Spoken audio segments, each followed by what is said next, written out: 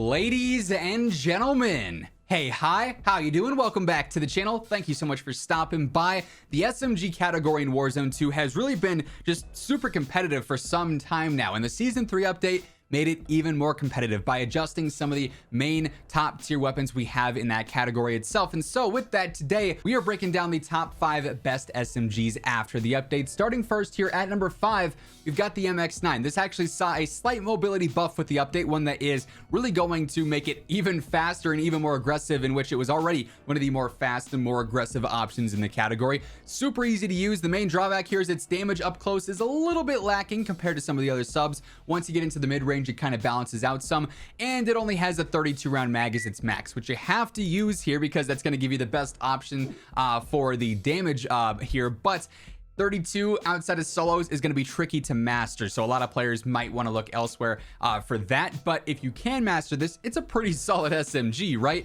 Really just focused on movement here though, because it is so straightforward.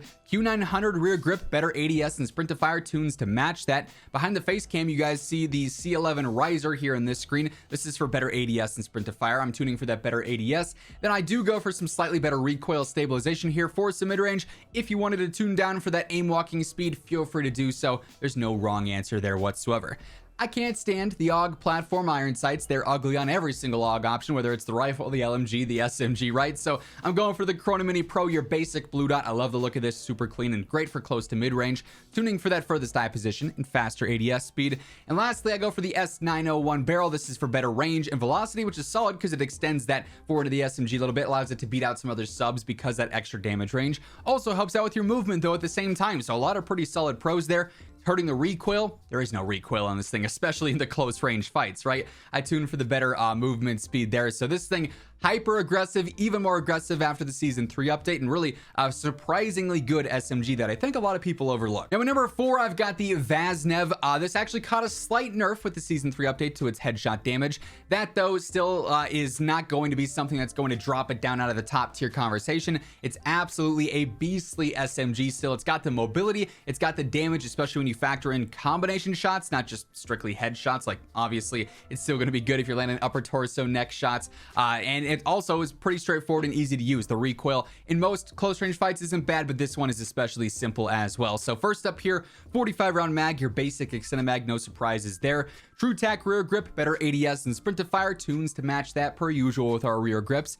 I go for the R7 stock here, better ADS speed and a better sprint speed, and then as a bonus you get some crouch movement speed. I've never once capitalized on the fact that this has better crouch movement speed, but it's there, so we'll take it, right? I tune for slightly better stability in some of the mid-range, then a better ADS speed. 7 milliwatt laser here for the faster ADS and sprint to fire. That said, the lasers are a lot more visible here in Season 3, so if you wanted to drop down to the LAS 44, you're not going to get as good of a sprint to fire, which personally I really value in an SMG, so I'm okay and I'm comfortable with having that thicker laser if it means I'm getting more mobility out of that. So that's just a personal choice you have to make. Do you want slightly less mobility but a less visible laser, or more visible laser and better mobility? Just you know, factor that into your class setup there. Then I also got the CAS 1 barrel. This is for better damage range. The Vaznev does have a really quick damage drop off, so any extra range we can get is really solid. Better velocity too is a nice added bonus. I'm tuning for the mobility here though, because obviously this is going to slow you down a little bit. But overall, Vaznev, despite the slight nerf of Season 3, not feeling all that different from last season, still an absolute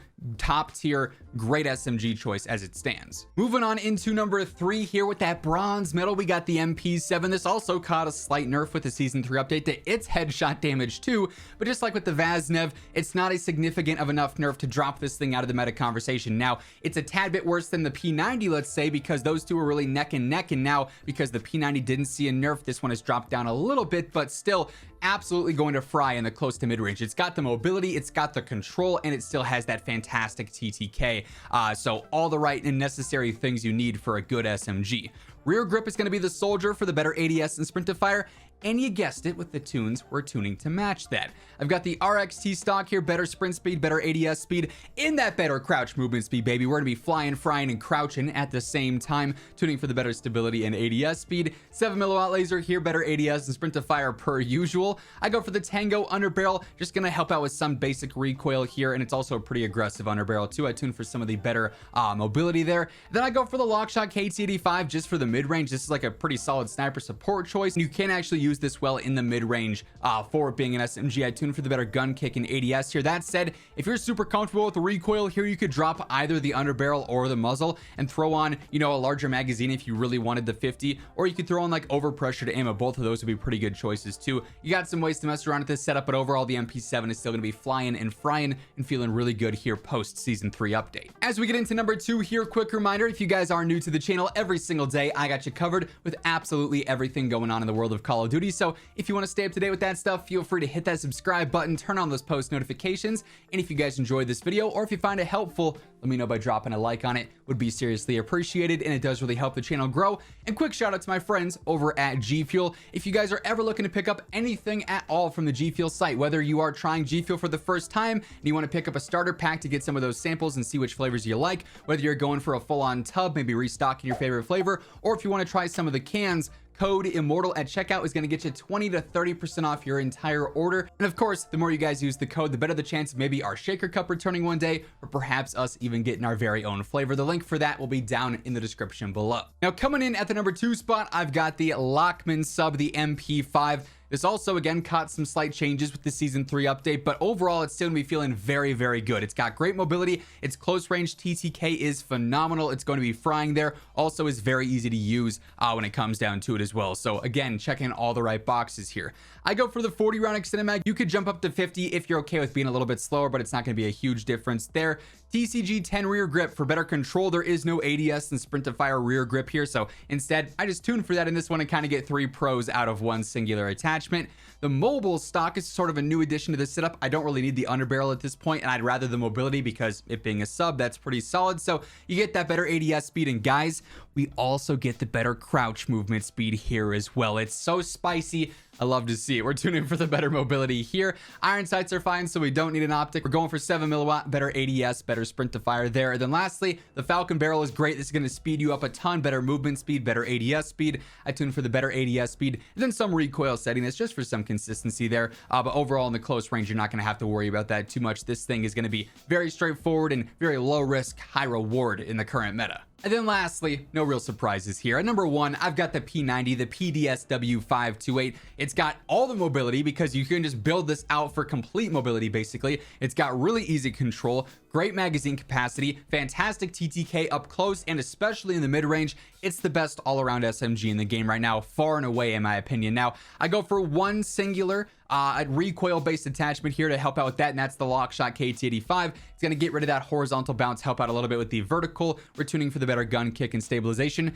If you're super comfortable, you could also tune the inverses there. It wouldn't make much of a difference there, but you might notice you're a tad bit faster. 7 milliwatt laser, better ADS and sprint to fire yet again. Not really a huge fan of the iron sights. If you like them, you could always go for like the CQB stock and get some better mobility out of there. You could go for overpressured ammo as well, but for me, I'm not a big fan of the irons or the rail sights there either, so I go for the Chrono Mini Pro. It's your basic blue dot, furthest eye position, faster ADS.